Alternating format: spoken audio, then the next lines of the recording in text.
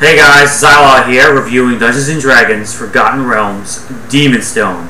Quite a mouthful. That's what she said. The title is technically Forgotten Realms Demon Stone. It came out in 2004 for PlayStation 2, Xbox, and of course the PC, which is where I play all my games, the PC. It was quite hyped up prior to release. It was written, the script was written by R.A. Salvatore, the big man himself who does the Drizzt novels, the Claire Quintet, and it had voice work by Patrick Stewart! Patrick Stewart! I'm not even going to tell you who that is, because you don't know who it is, then you fail at life. And the late Michael Clark Duncan, the great Michael Clark Duncan, who was the bad guy in Daredevil, if you're not sure who that is. There was the bad dude in Daredevil. Yeah, you saw it. Some people actually saw Daredevil. Yes, he died. Rest in peace. Rest in peace, in pieces, in peace. Yes, so Demon Stone. I played it from start to finish on cast, and as I always do, we review games after they're beaten. I have to say, it was quite a challenge forcing myself through this game. So yes, this is not going to be a positive review. I wanted to rage quit so many times. Yeah, I played it on easy. I was playing it on easy, and I did not have a good time. I did not have a good time. Alright, so let's get into it. Let's get into it. Alright, the story, written by R.A. Salvatore, right? How was the story? The story was mediocre. It included cameo appearances by Kelvin Blackstaff. And it had Drizzt Do'Urden, who of course people would buy anything if you just slap, his name on it, which I think they were kind of banking on for this game. But the story was mediocre. It has to do with 3 forsaken adventurers, all with emo backstories, who get thrown together by circumstance and are unwittingly duped into releasing a great evil. Gee, how original! And they have to put the evil back where it's supposed to go. And they go on an adventure to put the evil back in the crystal. And I'm not going to spoil the plot, but generic, boring, not really any plot twists, no betrayals, no romance, no great lines. The dialogue throughout the game in general was pretty blah. Like, the characters would be like, "Fighter over here! Wizard over here! We have to figure out how to move this somehow! Push them into the water! Push them into the water!" Like, the game shows you a cutscene of the enemies falling in something to let you know you're pushing them in as a mechanic. But I guess the person who developed the game thought we were too dumb, so they have to tell you, push them into the water! And they never call each other by their names. They have names in the story, but they just call each other Fighter! Wizard! Rogue! Do something, Rogue! And I have to mention the female in the story, the quote-unquote half-drow, looked like a full drow to me. Like, she didn't look like much of a half-drow. I don't know how racial integration, or I don't know how interspecies conscription romance works, but she didn't look like a half-drow to me at all. So the story was not impressive, and the fact that R.A. Salvatore supposedly wrote the script just made it worse. The sound design was bleh. It was bleh. I mean, I'm not going to just be wordy for the sake of being wordy. Okay, the sound design was bleh. It was functional, whatever. The music was fantastic. The soundtrack was good. The soundtrack was the best part about Demon Stone. Like I would say, if you're not going to buy the game, and you probably shouldn't, just listen to the music. The theme song especially, which plays during the opening act, and it plays during very intense combat scenes later on in the game, has some great operatic score, and it's really, really good. Like, I stopped playing the game to listen to the music for a minute. So yeah, it was good. Graphically, mixed bag. Even considering it's from 2004, they had a laughable attempt at trying to show sweeping vistas by this terribly one-dimensional backdrops. Like, oh look, it's a waterfall, look at the ruins going on, and it's just, you see it's a wall with a drawing on it. It was atrocious looking. But aside from that, the graphics, they did their job. There was nothing artistically interesting about the art design. No great art choices. Like, no matter how old the game is, you know, you can recognize good design in art. And, you know, and I didn't see anything. One cool thing was that as you upgrade your character's gear, you could upgrade your characters in between missions with gear and whatever. When you did certain upgrades like armor and weapons, you actually see your character's outfits change, which was a nice touch, but not nearly enough. And they didn't look like the outfits weren't that special looking. They just were different, you know. So yeah, blah. But the music was great. The music was great. The camera was terrible. It was fixed camera. You don't get to control it, God of War style. And the camera, you were fighting the camera all the time. You never could see what you wanted. The controls were clunky. I had native gamepad support, but the tutorial was fixed at keyboard, and it didn't seem like it ported over all the commands to the gamepad. I had to use the keyboard for certain special moves. It was really annoying.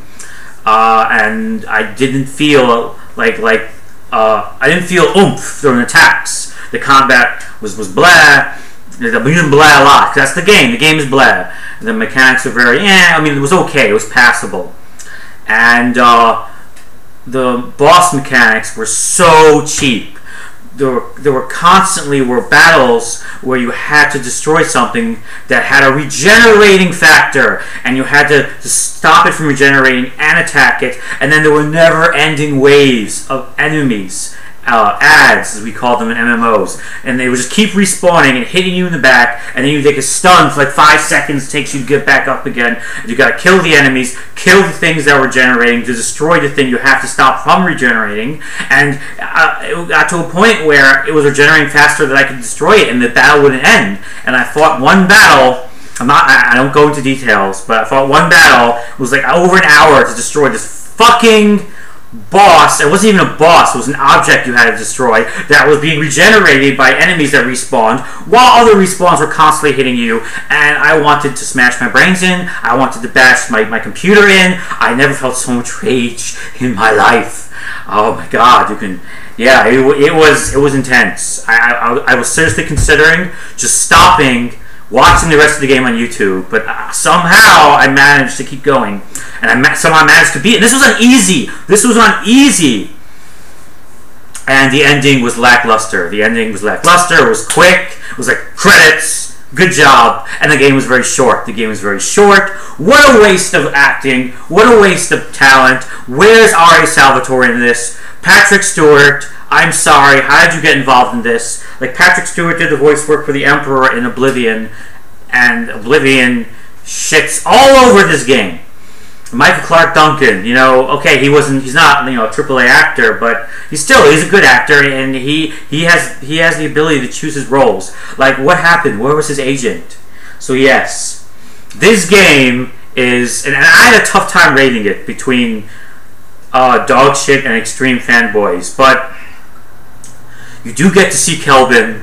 You do get to see some unique enemies you'd only see in D&D rendered to 3D, and you get to see Drizzt, and you get to play Drizzt for 5 minutes in the game, and you feel a little bit underpowered because, you know, Drizzt can destroy anything, but still he looked like Drizzt, and his movements were Drizzty. Is that a word, Drizzty? So I can't give it dog shit. I can't give it a dog shit rating because I know fanboys would let people kick them in the nuts just for a chance to play Drizzt for 5 minutes.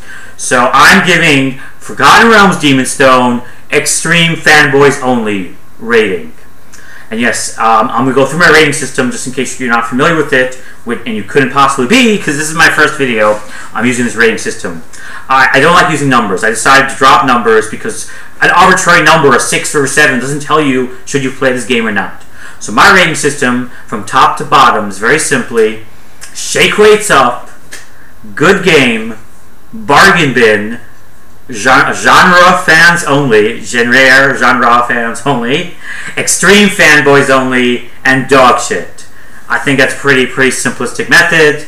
You know, very self-explanatory. Shakeweights Up obviously means you need to play this game no matter what. You must play this game before you die. Good Game means it's a great game. Well, I should say, yeah, great game. Great Game means it's a great game, And if you're interested in that particular type of game at all, you should check it out. Bargain bin, pretty self-explanatory. Pick it up when it's cheap.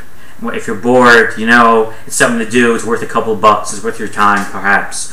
Genre fans only means if you are particularly interested in that type of game, then you should check it out. For example, if I rated Demon's Stone genre fans only, then I'm saying it's not a good game, but if you really like D&D and you love Forgotten Realms and you like beat-em-ups, then I would definitely recommend this game to you, because even though Demon's Stone isn't that great a game, it mixes everything that you love and you're passionate about, and for you it would be perfect.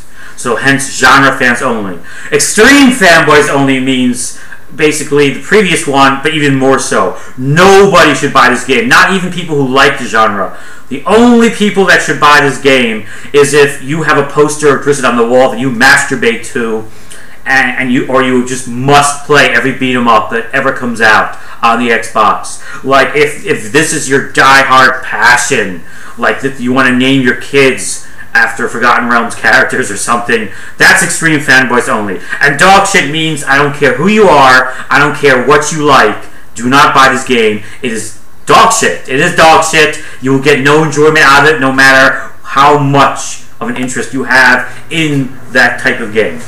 So pretty easy to understand, and I think that's a great way to do reviews. So yes, I rate Demon's Stone as extreme fanboys only. If you love Forgotten Realms, if you love Forgotten Realms story and lore, and you can't get enough Drizzt, or you